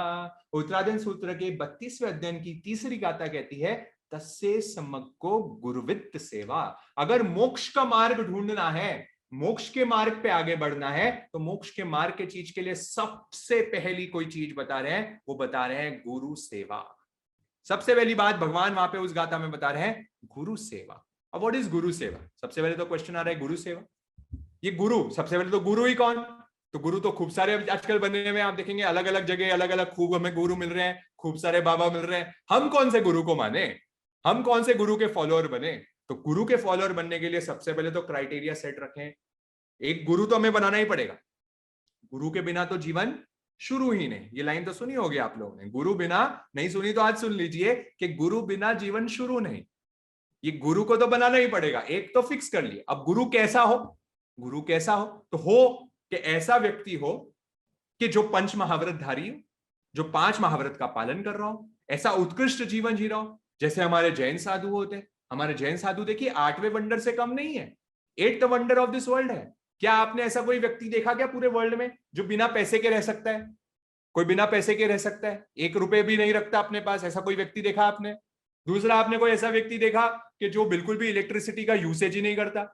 बिल्कुल भी इलेक्ट्रिसिटी, कोई मोबाइल फोन नहीं, कुछ नहीं रखता, कोई गाड़ियों में ट्रेवल नहीं करता। मैं शुद्ध संतों की बातें कर रहा हूं, मैं दूसरे संतों की नहीं, मैं शुद्ध संतों की बातें कर रहा हूं जो हमारे जैन साधु शुद्ध रूप में पालन कर रहे हैं। इलेक्ट्रिसिटी का यूज नहीं करते, कोई एनवायरमेंट को एक zero pollution, zero carbon footprint है उनका। ऐसा कोई व्यक्ति आपने पूरे वर्ल्ड में देखा? परिग्रह के नाम पे 2 जोड़ी कपड़े बस, और कुछ नहीं रखते, नंगे पैर पूरे लाइफ भर जीते हैं, खाना भी घर घर में जाके मांग के लेते हैं, खुद के पास खाने का एक अंश भी नहीं रखते। ऐसे महान महान जो संत हैं वो हमारे जैन साधु हैं। क्या उनके लिए अहोभाव आ रहा है क्या? पहले तो सबसे पहले तो अहोभाव जगाओ कि ऐसे 8th वंडर है, आप दुनिया में ढूंढ लेना, ऐसा कोई व्यक्ति मिल जाएगा, गिने चुने भी नहीं मिलेंगे आपको, 10-15 लोग भी इकट्ठा करने आपको मुश्किल हो जाएंगे हमारे जैन साधु के अलावा। ऐसे महान जीवन जीने वाले, पूर्ण रूप से आजीवन ब्रह्मचर्य का पालन करते हैं, ऐसा जीवन जीने वाले हमारे जैन साधु होते हैं, तो ये मेरे गुरु हो सकते हैं। अब दूसरी बात ये आती है, भैया आप कह रहे हो गुरु सेवा करनी, तो हमारे साधु संतों के क्या हमें पैर दबाने पड़ेंगे क्या? जाके क्या करना पड़ेगा उनका हमें? ठीक है, उनके क्या जाके हमें मालिश वालिश करें, उनको थोड़ा हवा पानी दे, ऐसा हमें गुरु सेवा उनकी करनी पड़ेगी क्या? ये होती है कि गुरु सेवा? तो गुरु सेवा क्या होती है? क्वेश्चन दूसरा आ जाता है, क्या गुरु सेवा करे उनकी जाके? वो तो सेवा लेते ही नहीं है। जो जानते हैं यहाँ पे, जो नए लोग यंगस्टर्स हमारे साथ जुड़े हुए हैं, तो उनको मैं बता दूं, हमारे जो गुरुजन होते हैं ना, हमारे जो जैन साधु होते हैं ना, वो कुछ भी एक रूप से भी श्रावक की सेवा कोई नहीं लेते। वो तो क्या कहेंगे, पहले साधु बन जा, फिर तेरे से सेवा ले लूंगा। मतलब वो श्रावक से भी, हमारे जो जैन श्रावक होंगे उनसे भी कोई सेवा नहीं लेंगे, उनसे कोई पैर वैर नहीं दबाएंगे, उनके कोई काम वाम नहीं करवाएंगे, कुछ नहीं कराएंगे, सारा काम खुद से ही करेंगे। तो उनकी सेवा करना मतलब क्या? बस उनकी संगति में रहना, उनके साथ रहना, उनके दर्शन वंदन करने जाना, उनसे स्वाध्याय सीखना, उनको जब गोचरी में जा रहे हैं उनके साथ जाना, उनके विहार में साथ में सेवा देना, उनके साथ ज्ञान ध्यान करना, ये सारी जो चीज है, बस यही उनकी सेवा है, ये उनकी परिउपासना है और कुछ नहीं है। तो इसलिए अगर जीवन में आगे बढ़ना है तो संगति करना शुरू कर दें। हमने यहाँ पे हमारे सुशील जी वैद्य जी हैं, है ना, बहुत माने हुए, एक बहुत बड़े अच्छे साधक हैं, जो बहुत आयुर्वेद के बहुत बड़े वैद्य है, और अभी लगभग 94-95 ईयर्स के हैं, बहुत अनुभवी साधक हैं। बहुत सारे साधु संत उनसे सलाह लेने आते हैं, ऐसे व्यक्तित्व के धनी हैं, बहुत ध्यान में गहराई वाले व्यक्ति हैं। तो उनके साथ हमें रहने का सौभाग्य, मतलब मेरे जीवन के दूसरे गुरु हैं वो हमारे, है ना, और उनके साथ रहने का थोड़ा सौभाग्य प्राप्त हुआ। उनसे जब बातचीत हुई, उनका एक बार मैं थोड़ा इंटरव्यू लेने की कोशिश करा था, एक बार मेरे साथ गाड़ी में जा रहे थे, और मैंने उनको पूछा, बाबा साहब कहते हैं हम उनको, बाबा साहब को पूछा, बाबा साहब के आपके जीवन का रहस्य क्या है, आपके जीवन की सीक्रेट क्या है कि आप इस स्टेज पे कैसे पहुंचे, इतना आपने उत्कृष्ट वेद आपने सीख लिया, आयुर्वेद का इतना गहरा ज्ञान है और इतनी आपको सारी नॉलेज है, कि कैसे आपने सीख लिया? तो बाबा साहब का आंसर बड़ा इंपॉर्टेंट था, आप लोग नोट कर सकते हैं, आंसर बड़ा सरल था। बोले, मैंने उत्कृष्ट क्या चीज करी? मैंने तो कुछ करी नहीं, मैंने तो बस एक ही चीज करी, मैंने तो क्या करी? संगति। क्या करी मैंने? संगति। बस गुरु के साथ रहा, वो जैसे जैसे कराते रहे हम करते रहे, और संगति मतलब उनके साथ रहने केवल मात्र से मेरे में क्या हो गया? मेरे में बस सारी चीज प्रकट होने लग गई, सारी चीज मेरे को सीखने मिल गया। वो कहते हैं शीतलम साधु संगति, एक संस्कृत में श्लोक चलता है कि शीतल, चंदन से भी जो शीतल है ना, वो होता है चंद्रमा। चंदना एक श्लोक चलता है, याद नहीं आ रहा है मुझे, पर अर्थ उसका ध्यान में आ रहा है कि चंदन से भी शीतल क्या होता है? चंद्रमा। और चंद्रमा से भी शीतल कौन होता है? कि जो ऐसा साधु की संगति कर ले, ऐसा कोई सत्य पुरुष, ऐसा कोई साधु पुरुष, अगर मुझे उसकी संगति मिल जाए ना, वो चंदन और चंद्रमा दोनों से भी ज्यादा क्या है? शीतल है। शीतलम साधु संगति। तो ऐसा क्या हो रहा है? ऐसे साधु की हमें संगति करनी चाहिए। सिर्फ संगति मात्र से क्या हो जाएगा? संगति मात्र से हम आगे बढ़ जाएंगे, हमें कुछ ज्यादा मात्र करने की जरूरत नहीं है। गुरु के पास रहोगे, गुरु जैसा बन जाओगे, गुरु के साथ रहो, उनके साथ बन जाओगे, उनके जैसा ही हो जाओगे। बस यही हमें करना है, उनकी संगति प्राप्त करना शुरू कर। क्योंकि वही गाथा जो मैंने अभी आपको बताई थी, उसमें ही आया, तस्से समग्गो गुरुविद सेवा विवज्जना बाल जन सदूरा। दूसरी बात में क्या आ रहा है? दूसरी बात में क्या आ रहा है? विवज्जना बाल जन सदूरा, मतलब ऐसे जो बाल लोग हैं, ऐसे जो अज्ञानी लोग हैं, उनसे दूर रहना शुरू करो, उनकी संगति छोड़ दो। क्योंकि आपके देखो, अभी हम जिस एनवायरमेंट में है ना, ऐसे खतरनाक एनवायरमेंट में है कि अलग अलग जगह आपको अलग अलग लोग डुबाने आएंगे, है ना। कोई आपको डिस्को में लेके जाना चाहेगा, कोई आपको पार्टीज में ले जाना चाहेगा, कोई कहेगा अरे क्या ये, तू क्या आलू प्याज लहसुन नहीं खाता है, तू क्या ये, थोड़े हमारे साथ आ, हम तेरे को बताते हैं जीवन क्या होता है ना, लिव ड्रिंक एंजॉय, है ना। ये आजकल फिलोसॉफी चल रही है ना, ड्रिंक, एंजॉय, आगे आगे चीज मैं आपको और नहीं बोलूं, आप लोग सब जानते हैं, सारी चीज बताते हैं वो लोग क्या क्या करना चाहिए। ये जीवन है, यू लिव ओनली वंस, एक कंसेप्ट चल रहा है आजकल, YOLO, you only live once, है ना, सुना है आप लोग ने सुना होगा, ठीक है, एक जिंदगी है, जी लो जी भर के। क्या क्या ये क्या है, तप करो, त्याग करो, संयम करो, क्या है, what is all this, this is all nonsense. एक चीज करो बस, जीवन को एंजॉय करो, बस मजे करो। तो ये फिलॉसफी आपको भटकाने, और ये सुनने में कितना मजा आता है ना, हमें लगता है हाँ यार ये ऐसा ही होना चाहिए। उनके साथ रहते तो हमें लगता है नहीं नहीं, हम संसार में हैं, हमें तो सब पार्टी वार्टी भी करनी चाहिए, दोस्तों के साथ घूमने करने भी जाना चाहिए। हमारी भी जो मन की स्थिति है ना, ऐसी होनी शुरू हो जाती है।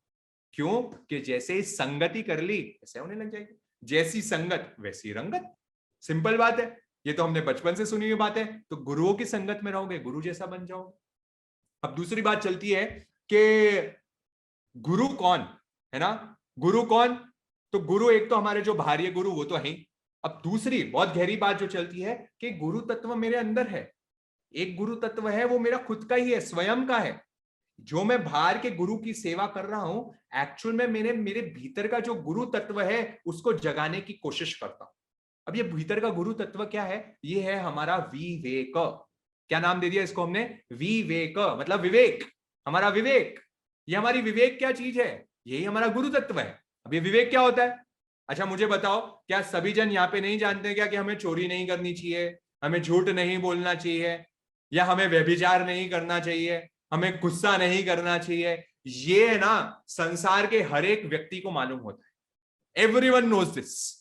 ये बेसिक चीजें जो है ना, ये सारी जन सबको मालूम है, सब धर्म के लोगों को मालूम है, उसको धर्म आता हो या नहीं आता हो। अगर तुम धर्म नहीं करने वाले व्यक्ति को भी बोलोगे कहना तेरे को हम 2 थप्पड़, कोई तेरे को मारेगा तेरे को अच्छा लगेगा क्या? कोई तेरे साथ चोरी करेगा तेरे को अच्छा लगेगा क्या? व्यभिचार करेगा तेरे साथ अच्छा लगेगा? बोलेगा नहीं, बिल्कुल अच्छा नहीं लगेगा।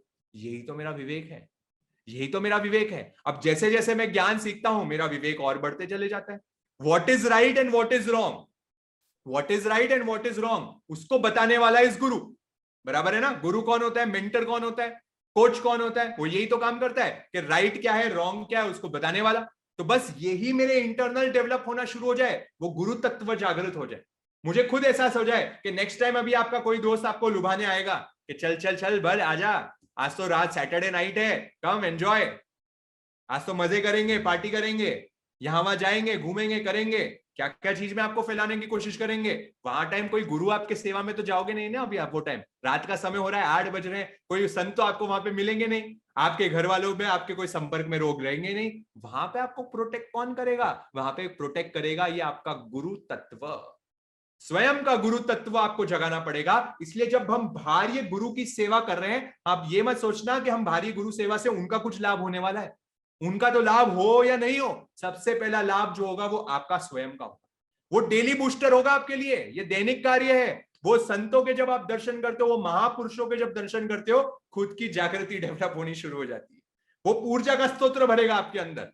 एंड थोड़े काल बाद आपको लगेगा कि बस अब मैं डेवलप हो गया हूं, मुझे अब गुरु के दर्शन करने से मुझे और प्रेरणा मिल रही है। कुछ चीजों में तो आप एकदम क्लियर हो जाओगे कि ये चीजें तो मुझे बिल्कुल नहीं करनी, और आपकी स्ट्रांगनेस बढ़ते चले जाएगी। कब होगा ये? संगति से होगा।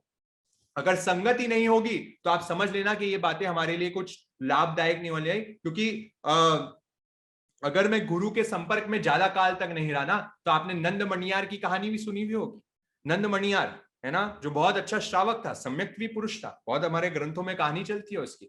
उसको बहुत टाइम तक क्या हुआ, साधु के दर्शन नहीं हुए, उसको साधु की संगत नहीं मिली, और साधु की संगत नहीं मिली तो क्या हो गया, मर के मेंढक बन गया। क्या बन गया? मेंढक बन गया। और मेंढक बनने के बाद वही कुएं में, वहां पे जो उसने पूरा जो गार्डन बनाया था उसके नाम का, वहीं जाके उत्पन्न हो गया, क्योंकि वहां आसक्ति रह गई, मिथ्यात्व में मर गया। अब वहां मर गया, वहां पे पैदा हो गया, और वहां पैदा होने के बाद वहां पे उसको जाति स्मरण ज्ञान होके आगे आगे आगे बात चलती है। बट कहने का मतलब ये हुआ कि वहां पे भी उसको जब संतों के दर्शन नहीं हुए ना, बहुत टाइम तक फिसल गया, नीचे बिग गया वो। तो इसलिए बार बार एक मोटिवेशन, हम कहते हैं ना, मोटिवेशन इज ऑलवेज टेम्पररी। हमें क्या है, हम जैसे साइकोलॉजी कंसेप्ट है, साइकोलॉजी हम पढ़ाते हैं तो हमें मालूम पड़ता है कि मोटिवेशन इज टेम्पररी, है ना। हमें बार बार क्या होता है कि वो सुबह सुबह इच्छा तो क्या होती है, हर न्यू ईयर डे आता है, 1 जनवरी आती है तो हम जैसे बहुत लोग यहाँ पे सोचना शुरू करते हैं कि अब तो मैं बहुत थोड़ा मोटा हो गया हूँ या मैं बहुत पतला हो गया हूँ, तो मुझे अब क्या करना शुरू करना है, और मुझे एक्सरसाइज करनी शुरू करनी है, ठीक है। और मैं रोज अब क्या करूंगा, मैं रोज जिम जाऊंगा, योगा करूंगा, ये करूंगा, वो करूंगा, और मैं 10 दिन करता हूँ, 15 दिन करता हूँ, 20 दिन करता हूँ, और फिर उसके बाद मेरी क्या हो जाती है, मेरी टाइटाइफिस हो जाती है ना, वापस मेरी मोटिवेशन कम हो जाती है। बोले छोड़ यार, कौन करेगा, कौन सुबह सुबह उठेगा, ठंड के दिन आते आते तो लगेगा अरे जाने दो छोड़ो। मतलब क्या हो गई, हमारी पावर, हमारी जो मोटिवेशन है कम होनी शुरू हो गई। इसलिए बार बार हमें क्या चाहिए, मोटिवेशन चाहिए। और वो मोटिवेशन कब होगा, जब ऐसे महापुरुष हमें मिलेंगे। देखिए मैं यहाँ पे आपसे जितने भी बात कर लूं, आपको जितनी भी प्रेरणा कर लूं ना, ज्यादा फायदे की नहीं होगी। क्यों नहीं होगी मालूम है, क्योंकि अभी मैं पूर्ण रूप से पालन नहीं कर रहा हूं सब चीज का, पर जो हमारे साधु होते हैं सब चीज का पूर्ण रूप से पालन करते हैं, एवरीथिंग वो पालन कर रहे हैं, इसलिए उनका एक छोटा सा वचन भी मुझे बहुत फायदे की कोशिश कर देगा। इसलिए एक नियम बनाना शुरू करें। एक तो रोज अगर आपके आसपास आसपास कोई भी गुरु हैं, कोई भी साधु हैं, कोई भी पंच महावरतधारी पुरुष हैं, उनके दर्शन जरूर करें, उनके पास जरूर जाएं, भले ही 5 मिनट के लिए भी जाएं, पर उनके पास जरूर जाएं अपने व्यस्त कार्य में। ये एक नियम होना चाहिए। अगर हमारे आसपास कोई भी साधु है तो उनके हमें दर्शन करने जाना है, ये गुरु सेवा करनी है। उसका फायदा भी आपने बता दिया, एक मोटिवेशन मिलेगा, एक ऊर्जा का स्रोत मिलेगा, पावर बूस्टर मिलेगा, और फिर एक जन को अपने लाइफ में गुरु जरूर बनाना। एक तो हो गया कि डेली में आपको जाना है, और एक आपके लाइफ का एक जन को गाइडिंग मेंटर बना दे, गुरु बना दे। अगर आपने अभी तक अपने लाइफ में एक गुरु नहीं ढूंढा है तो सैड टू से, बट मुक्ति अभी दूर है, ठीक है।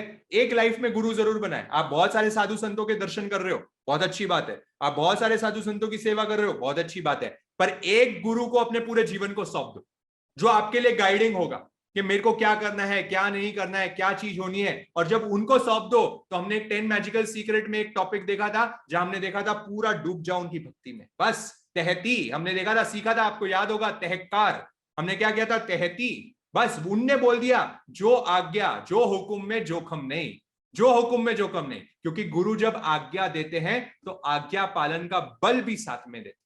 वापस कह रहा हूं लाइन को, जब गुरु आज्ञा देते हैं तो आज्ञा पालन का बल भी साथ में देते हैं। लोग उनसे तर्क करने लग जाते हैं गुरु के सामने, अरे ये नहीं, वो नहीं, मैं ये कैसे करूं, मैं वो कैसे करूं, मेरे से तो नहीं होगा, मेरे से ऐसे वैसे नहीं होगा। गुरु ने बोल दिया मतलब पत्थर की लकीर है। मैं आपको बहुत प्रैक्टिकल एग्जाम्पल बताता हूँ, मेरी एक छोटी सी कहानी याद आ गई। रियल कहानी है, मेरी है। मैं सीए, आप जानते हो मैं सीए किया हुआ हूँ, ठीक है। तो जो मेरे सीए फाइनल के एग्जाम्स थे, है ना, तो सीए फाइनल का जब मेरा एग्जाम था, तो मेरा फर्स्ट अटेम्प्ट था वो टाइम, एंड मैं बहुत मेहनत करके, बहुत अच्छे से पढ़ाई करके, एकदम मतलब आई वॉज प्रिटी श्योर कि मैं एग्जाम को क्लियर कर दूंगा, है ना, क्योंकि कभी फेलियर जिंदगी में देखा ही नहीं था।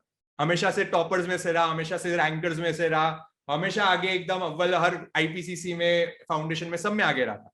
तो ये था कि फाइनल भी क्लियर कर लेंगे, पर हुआ ये कि फाइनल में, है ना, मैं एक ग्रुप में तो पास हो गया, सेकंड ग्रुप में फेल हो गया, है ना। सेकंड ग्रुप में एक सब्जेक्ट मेरा था आईटी, उसमें फेल हो गया, ओके, और वो भी 1-2-4 मार्क्स से मैं फेल हो गया, एंड आई वाज शैटर्ड। मतलब मेरे को लगा यार क्या यार, मैंने ऐसा क्या किया, मैं फेल क्यों हो गया, मेरे को समझ नहीं आया, एक झटका लगा। ठीक है जी, हो गया, झटका तो लग गया, वापस थोड़े वही समय, आधे दिन में तो रिकवर कर लिया, ठीक है, वापस बैक टू नॉर्मल। पर मेरी जो पढ़ाई हुई ना वो टाइम, सेकेंड अटेम्प्ट के लिए जो मेरी पढ़ाई हुई ना, इट वॉज लेस देन 50%, है ना, मेरे से पढ़ाई नहीं हो रही थी ज्यादा, लेस देन 50% पढ़ाई कर। और मेरा एक नियम था कि जब भी मैं मेरे कोई भी मेन एग्जाम्स देने जाता था या पढ़ाई करने, हमारे जब भी कोई मेन एग्जाम्स है, मैं और नमन के कब भी कुछ होते थे, तो हम लोग हमेशा हमारे गुरुजी के दर्शन करने जरूर जाते थे, ठीक है। उनके मंगलिक के बिना मैं मेरे एग्जाम्स, इंपॉर्टेंट एग्जाम्स नहीं देता। तो मैं वापस, जब 1 महीना बाकी था एग्जाम का, उसके पहले मैं गुरुजी के दर्शन करने गया। वो संभवतः जयपुर में ही थे वो टाइम, एंड प्रबंध जी महाराज के मैं सेवा में गया और उनके पास दर्शन करने गया।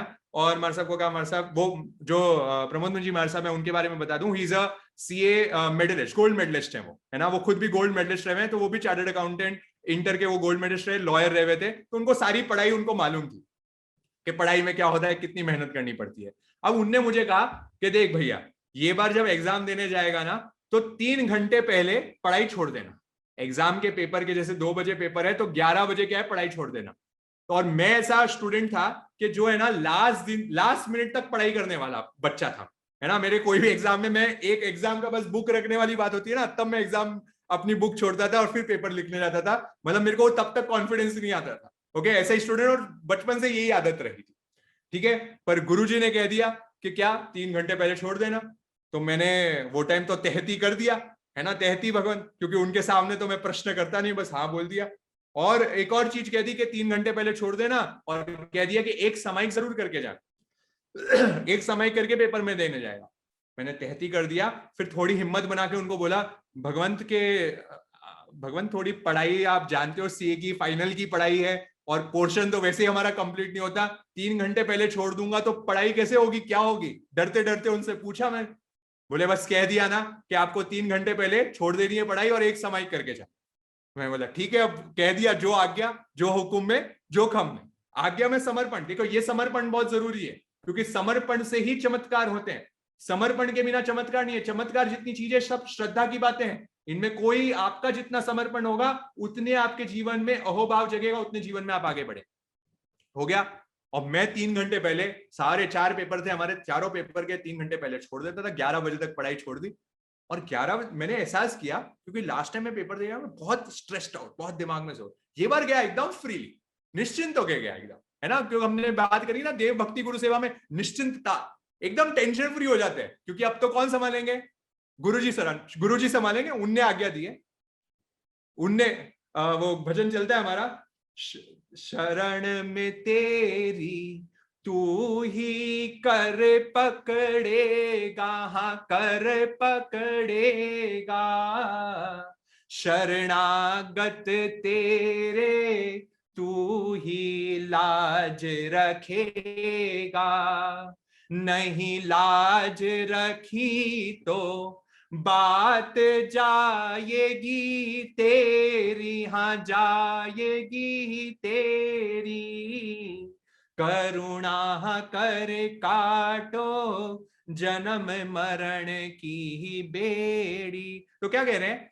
कि जब अब शरण में तेरी है, अगर तूने मेरी लाज, तेरी लाज ही जाएगी, अगर तूने तेरी बात नहीं रखी तो तेरी बात ही जाने वाली है। गुरु से बात करते ना, भगवान से बात करो तो ऐसे बात किया करो, उनको एकदम फ्रेंड जैसे बात किया करो, सौंप दिया करो उनको कि अब तूने मेरे को नहीं संभाला तो तेरी बात जाएगी, मैं क्या करूंगा, मैंने तो मेरा जीवन तेरे को सौंप दिया है, तो बस मैंने तो छोड़ दिया तेरे पे, अब पास कराना है फेल कराना है सब आपके हाथ में। और मैं चल जाता था एग्जाम देने, एक सामायिक शुद्ध रूप से करता था। और मैं आपको रिजल्ट की बात बता दूं, रिजल्ट में हमारा पासिंग होता था 200, है ना, 200 हमारा पासिंग होता था। मेरे को रिजल्ट में, मेरा पेपर एक्चुअल में है ना, फर्स्ट अटेम्प्ट में मैं बड़ा कॉन्फिडेंट था, सेकंड अटेम्प्ट में मैं बताया आपको पढ़ाई बिल्कुल नहीं करी थी, एग्जाम भी सो ही गए थे, पर मेरा जब रिजल्ट आया it was 201, it was 201 and I just cleared with 1 mark and I still believe it is just because of Guru Kripa. So the tag over here of CA is just because of Guru Kripa. वो गुरु की अनंत कृपा बरस रही थी, इसलिए वो चीज possible हो पाई है।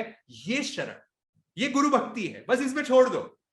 ये मैं आपको बता रहा हूं, ये रियल किस्सा मेरे साथ जो हुआ है वो किस्सा आपको बता रहा हूं, ये शरण का प्रभाव है। तो ये गुरु सेवा में ताकत है, ये देव भक्ति में ताकत है। तो ये दो ऊर्जा के स्तोत्र है ना, उसको आप करके जाओ। और एक और, फिर किसी को लगे कि नहीं भैया हमें तो खुद के, हम लोगों को है ना कि हमें भी गुरु बनने है ना, एक इच्छा ये भी आती है, मैं भी, मेरे भी शिष्य हो और मैं भी थोड़े उनको ऑर्डर्स हो। तो ये समझ लेना, अगर जो शिष्य गुरु बनने की तैयारी कर रहे हैं ना, डूब जाएगा। जो यहाँ पे अच्छे अच्छे गुरु होंगे ना, जो भी आपको आपके जीवन में भी जो अच्छे गुरु मिलेंगे, वो बोलेंगे मैं भी अभी तक शिष्य ही हूं। जब उनने खुद को गुरु मानना शुरू कर दिया तो समझ लेना उनका गिरावट शुरू हो गई, अहंकार जग जाएगा। इसलिए जो गुरु होंगे वो हमेशा लघुता अपनाएंगे, कम अपनाएंगे। और हमें ऊपर क्या रखना है, गुरु कृपा। हम हमारे सारे सेशन में एक ही चीज बोलते हैं, हमारे जितने भी, हम कभी भी सेशन लेते हैं हम कहते हैं गुरु कृपा। हमारी एक ही चीज चलती है, हम कोई पंथ से नहीं जुड़ते, कोई परंपरा से नहीं जुड़ते, चाहे जैन फाउंडेशन हो, चाहे जैन शाला हो, चाहे यूटर्न हो, कुछ भी हो, हम एक ही चीज कहेंगे, गुरु कृपा। हम कोई संसतियों का नाम नहीं दे, सारी चीज गुरु कृपा है। हम कुछ कर ही नहीं रहे, सारी चीज वो करा रहे हैं, वो प्रभु करवा रहे हैं, वो गुरु भगवंत करवा रहे हैं। हम तो सिर्फ एक निमित्त है, हम तो सिर्फ करवा रहे हैं। उनका जो बोली है उनको टूटी फूटी हम यहाँ पे आपके सामने प्रस्तुतिकरण कर देते हैं और कुछ भी नहीं कर रहे। पर लोगों को है मेरे को गुरु बनना ही है, तो समझ लो, तो फिर तो खुद के गुरु बन जाओ, बस खुद को ही कॉन्कर कर लो, वही बड़ी बात है। क्योंकि जब तक मैं खुद से, मेरे को बोध नहीं जगेगी ना कि मेरे को डिफरेंस लाना है खुद में, मैं जगने नहीं वाला। किसी व्यक्ति को कह दिया अरे तू कितना शराब पीता है, कितना सिगरेट पीता है, छोड़ दे भाई, क्या कर रहा है तू, अक्कल तो ले आ थोड़ी। तो उसको इतने तुम 1 घंटा 2 घंटा 1 दिन 5 दिन उसको समझाए जाते हो, उसको कुछ परिवर्तन नहीं आता, कुछ भी नहीं फर्क पड़ता। उसको समझाए जा रहे हो, उसको कोई फर्क नहीं पड़ रहा। क्यों नहीं फर्क पड़ रहा? क्योंकि अभी तक भीतर से लगी नहीं है, अभी तक खुद को नहीं लग रहा कि मैं कुछ गलत कर रहा हूं। जिस दिन व्यक्ति को खुद लगने लग जाएगा ना कि मैं कुछ गलत कर रहा हूं, वो पाप कर ही नहीं सकता। जिस दिन आपको फर्क पड़ जाएगा, अरे मैं इतना गुस्सा कर रहा हूं, मैं इतना क्रोध कर रहा हूं, मैं इतनी निंदा कर रहा हूं, इतनी विकता कर रहा हूं, इतना गलत काम कर रहा हूं, आप देखेंगे जब आपको ये पिंच होना शुरू हो जाएगा, नेक्स्ट दिन से वो चीज छूट जाएगी। अभी तक अगर मुझे वो हर्ट नहीं हो रही ना, वो कौन सी मूवी चलती थी ना हमारी, जिंदगी ना मिले दोबारा, याद हो रही होगी आप लोगों को, मेरे को मूवी देखी थी मैंने वो, और उसमें देखा था वो ऋतिक रोशन और फरहान अख्तर का सीन था, और वहां पे सीन में ये हो रहा था कि फरहान अख्तर उसको सॉरी सॉरी सॉरी बोले जा रहा था, ऋतिक रोशन एक ही डायलॉग बोलता है, देख भैया तू जब तक दिल से सॉरी नहीं बोलेगा ना, तब तक वो सॉरी मैं एक्सेप्ट नहीं करने वाला, और जब तू दिल से सॉरी बोलेगा मुझे मालूम पड़ जाएगा तूने दिल से बोली। बस ट्रांसफॉर्मेशन तभी आएगा लाइफ में जब मैं खुद गुरु बन जाऊंगा, मुझे एहसास हो जाएगा मुझे कौन से पथ पे आगे बढ़, वो मेन गुरु तत्व है, बस उसको ही हमें जगाना है। ये 2 पॉइंट्स आज हमने डिस्कस किए हैं part 1 of 6 daily power boosters में। आगे के 4 पावर बूस्टर्स नाइट्रो बूस्टर्स हैं, आगे वाले 4 तो नाइट्रो वाले हैं, उनको बड़ा ध्यान से सुनना, अगले जब सेशन चलेगा उसमें 4 बातें और गहरी होगी, वो 4 बातों को हमें वेट करना पड़ेगा अगले वेडनेसडे के लिए। देव भक्ति गुरु सेवा को अभी दिल में उतारे, इनको फॉलो करना शुरू करें। कुछ एक्शन पॉइंट समराइज कर दूं हमने जो डिस्कस करे थे। हमने सबसे पहला तो ये एक नियम लेने का हमने प्रेरणा करी है कि आप लोग मुंह में पानी नहीं पिएंगे, खाना नहीं खाएंगे जब तक एक नवकार मंत्र की माला नहीं फेर लें, या आपके अर्यंत देव की आप लोग अगर पूजा अर्चना नहीं कर ले, अर्यंत को 12 वंदना नहीं कर ले, ऐसा कोई भी एक चीज अपनाओ। सारी चीज नहीं बोल रहा हूं, सारी करो तो बहुत ही बेस्ट है, पर एक चीज तो अपनाओ, एक चीज तो हमें फॉलो करें कि ये मेरा गुरु, ये मेरे अर्यंत देव के समर्पण की मेरा एक निशानी है, ये मेरी पूजा, ये मेरी पावर बूस्टर है, ये एक फॉलो करना शुरू करना है। बहुत बेसिक चीज है, सुबह उठते एक नियम बना लें। दूसरा, आपके आजू बाजू अगर कोई गुरु है तो उनकी सेवा जरूर करें, उनके दर्शन करने जरूर जाएं। दिन में 5 मिनट निकालो, उनकी मंगलिक लेके आओ, उनकी सेवा करके आओ, उनके दर्शन करके आओ, ये करना शुरू करें।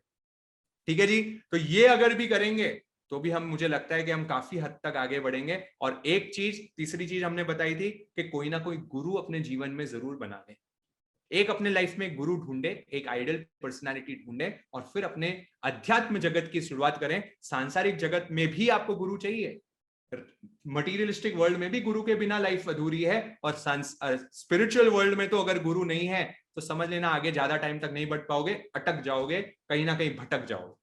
तो वो हमें करना शुरू करना है। तो इसी के साथ आज के सेशन को हम यहीं विराम देने की कोशिश करते हैं। अब किसी की भी अगर कोई जिज्ञासा हो तो वो हम लेंगे। शास्त्र के विरुद्ध, आगम के विरुद्ध अगर कुछ भी मेरे बोलने में आया हो, और मेरी वाणी अगर थोड़ी कठोर हो गई हो, थोड़ी आज ज्यादा मैंने तीखा कुछ बोल दिया हो, तो उसके लिए बारंबार बारंबार क्षमा याचना। और आप सब इतने जिज्ञासुपने से मेरे को सुन रहे हैं, जिनवाणी का श्रवण कर रहे हैं, उसके लिए बहुत बहुत आभार। थैंक यू सो मच निपुण भाई, बहुत मोटिवेशनल, एक अलग अंदाज में आज थे, मीन्स जनरली जितनी अब ये सेशन में ओपन रखता हूं सभी व्यूवर्स के लिए। आपको कोई भी जिज्ञासा है, हैंड रेज कर सकते हैं।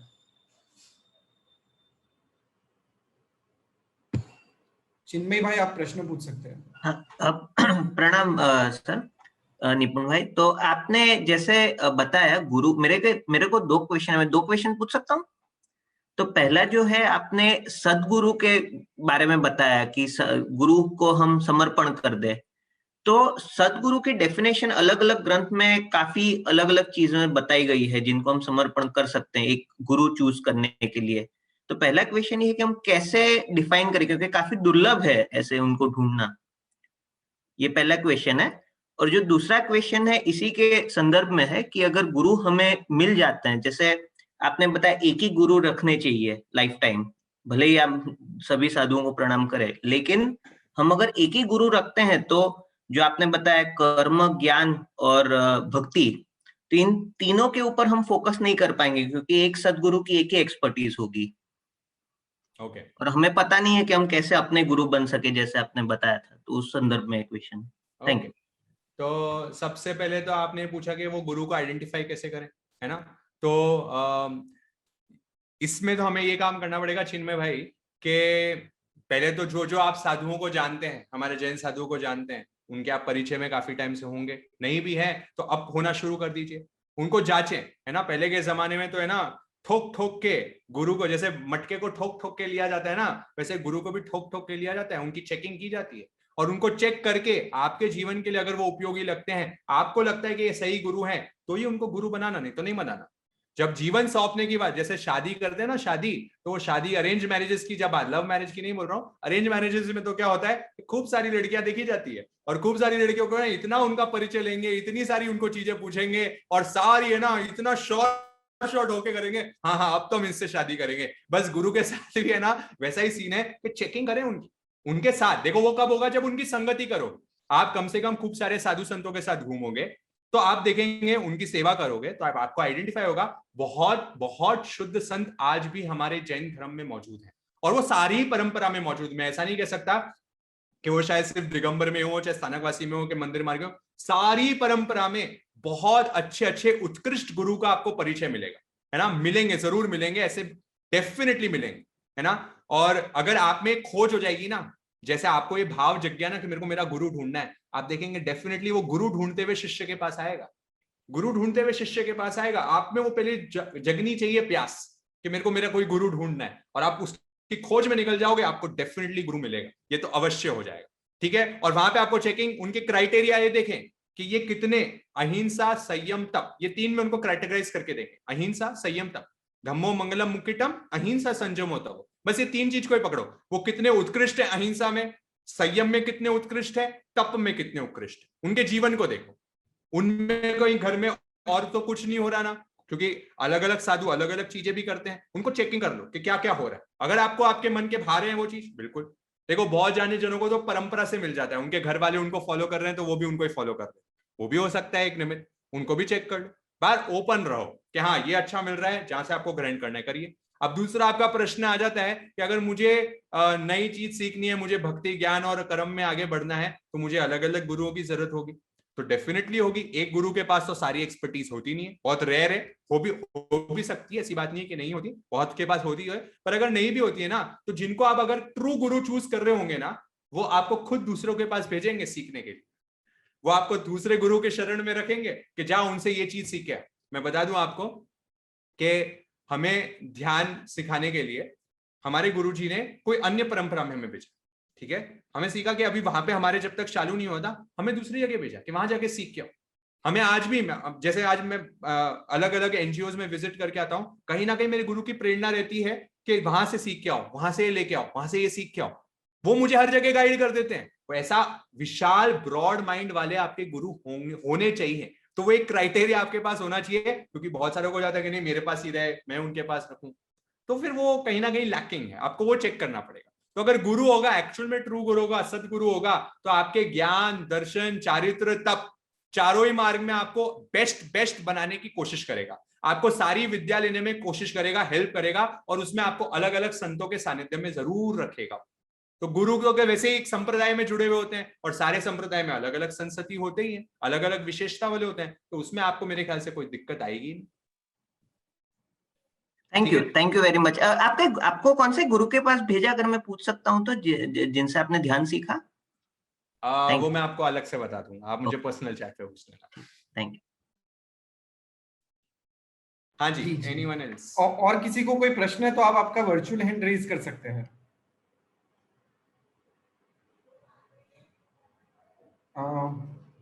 शायद सभी प्रश्न यहाँ समाप्त होते हैं निपुण जी। सो हम सेशन की विराम की ओर आगे बढ़ सकते हैं। अगर आपको कोई भी प्रश्न है तो आप ग्रुप एडमिन को भी भेज सकते हैं, एडमिन निपुण जी तक पहुंचा देंगे और फिर नेक्स्ट सेशन में हम लेने की कोशिश करेंगे।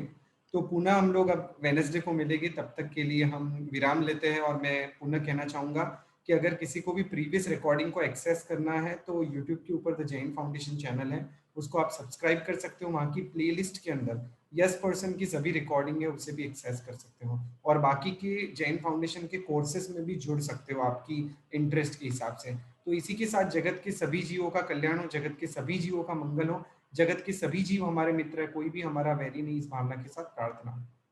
अणु परमाणु शिव बनी जाओ, अखा विश्व मंगल थाओ, सर्वे जीवो मोक्षे जाओ। कामे मी सव्व जीवे सव्वे जीवा खमंतु में, मित्ति में सव्व भूएसु वैरम मज्जन केणई, सर्वथा सब सुखी थाओ, पाप ना कोई आचरो, राग द्वेष सभी को जय जिनेंद्र, सभी को प्रणाम। निपुण जी प्रणाम, जय जिनेंद्र। नील, एक शायद क्वेश्चन चैट बॉक्स पे आया हुआ है। अगर एक गुरु मना है पर अब लगता है चेंज, एक गुरु बनाए हैं पर अब लगता है कि चेंज करना है तो क्या करें? ओके, ट्रिकी क्वेश्चन भाविनी जी। सो देखो, गुरु बनाना को लगता है संभवतः कि गुरु भावना होती है ना, आजकल बहुत सारी परंपराओं में गुरु भावना दिला दी जाती है कि हाँ हम इसके फॉलोअर हैं, हम इसके परंपरा के। ठीक है, देखो मेन बात तो है कि हमें धर्म से जुड़ना है, इस लक्ष्य को नहीं भूलना। गुरु से भी हम जुड़ इसलिए रहे हैं कि हमें धर्म से जुड़ना है। तो अगर आपको लग रहा है कि ये गुरु से मैंने जितना धर्म सीखना था सीख लिया, अच्छी बात है। उनके पास आपको अगर और कुछ नहीं मिल रहा है तो आप देखें, अगर कोई दूसरे गुरु के पास मिल रहा है तो उनके पास भी जाना शुरू करें। सीखने की तो कोई मनाही नहीं है ना, सीखने की मनाही नहीं है। अगर आपको ट्रस्ट कोई दूसरे गुरु पे ज्यादा आना शुरू हो जाता है, पर ऐसा नहीं हुआ वेवरिंग ही होते रहे। तो बहुत लोग होते हैं कि नहीं आज एक दिन तक, एक महीने तक तो ये अच्छे लग रहे हैं, फिर एक महीने बाद कोई दूसरे अच्छे लगने लग जाए, फिर एक महीने बाद कोई और अच्छे लगने जाए। तो ये स्थिति नहीं होनी चाहिए। वो आपके मन को थोड़ा स्ट्रॉन्ग करे, क्योंकि देखिए वो भी छदमस्त है। पहली बात आपको समझा दूं, गुरु भी अभी छदमस्त है। और अगर आप गहराई में उनके भी जाओगे ना तो उनमें भी आपको दोष दिखने शुरू हो जाएंगे।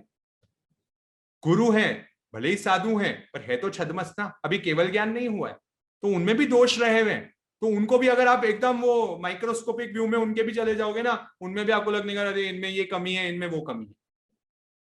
बट जिसमें इसकी डेफिनेशन बहुत अच्छा है, एक क्वेश्चन आ गया तो मेरे दिमाग में वो डेफिनेशन याद आ गई जो श्रद्धेय भगवान से सुनी हुई है। वो कहते हैं कि जिसमें मुझे एक भी दोष के दर्शन नहीं होते हैं वो होता है गुरु। जिसमें मुझे एक भी दोष के दर्शन नहीं होते हैं वो होता है गुरु। तो आपकी नजरों में जिसमें आपको एक भी दोषों के दर्शन नहीं हो रहे और उनपे पूर्ण सर्वेतु भावी समर्पण मुझे आ जा रहा है, बस उनके लिए मेरा जीवन पूरा सौंप दिया जा रहा है, अगर ऐसी आपको श्रद्धा आ रही है तो वो गुरु को तो नहीं छोड़े। ठीक है, वो गुरु को नहीं पकड़े, उनको पकड़ के रखो, क्योंकि उनमें भी फिर बाद में खोदोगे तो उनमें भी कुछ मिस्टेक दिखेगी, दूसरों को ढूंढोगे उसमें भी मिस्टेक दिख जाएगी। ये तो चलते ही रहेगी कहानी। हमारी तो आदत ही बन गई, हम मिस्टेक्स ढूंढने में बहुत एक्सपर्ट लोग हैं।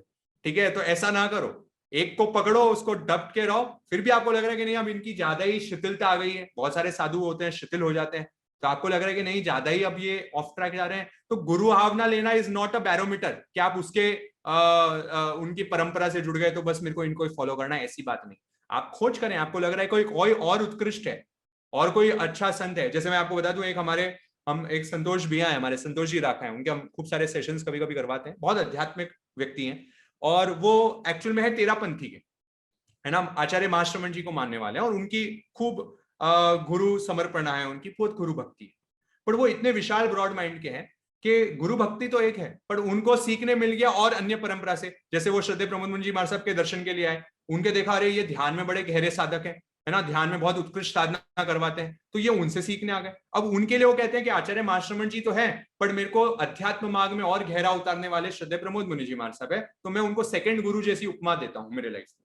तो ऐसा नहीं है कि मैंने एक को मेरी पूरी लाइफ तो छोड़ दी, पर एटलीस्ट मेरे लाइफ में और उपयोगी लोग तो हो ही सकते हैं ना। गुरु तो खूब होते हैं, आप जो भी कोई मुझे सिखा रहे हैं वो मेरा गुरु ही है।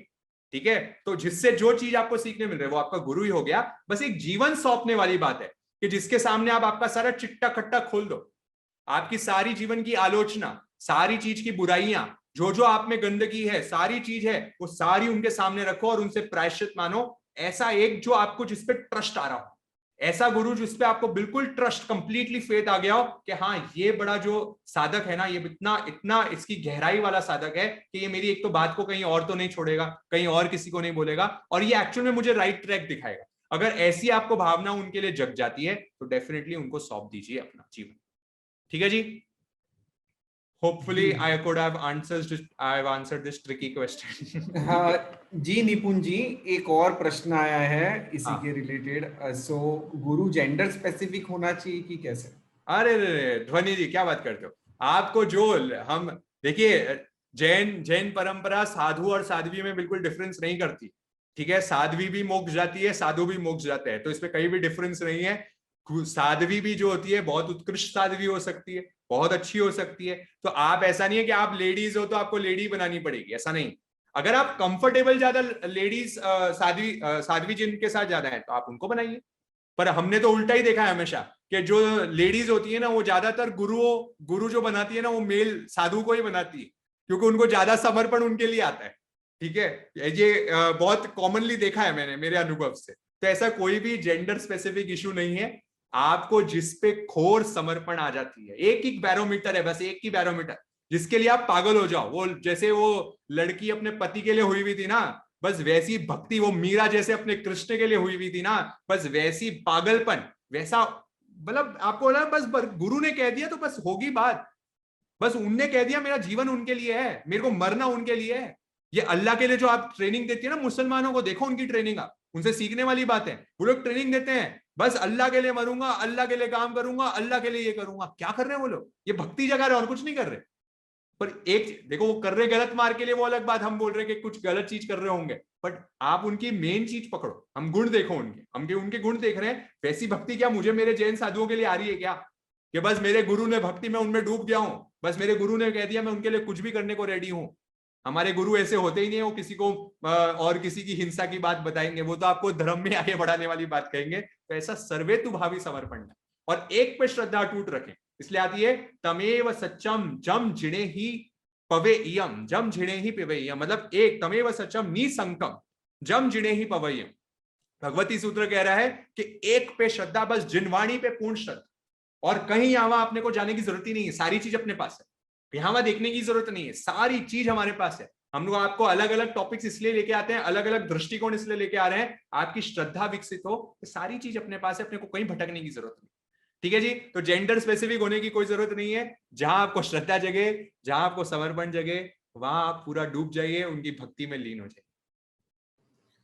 जी जी निपुण जी, धन्यवाद।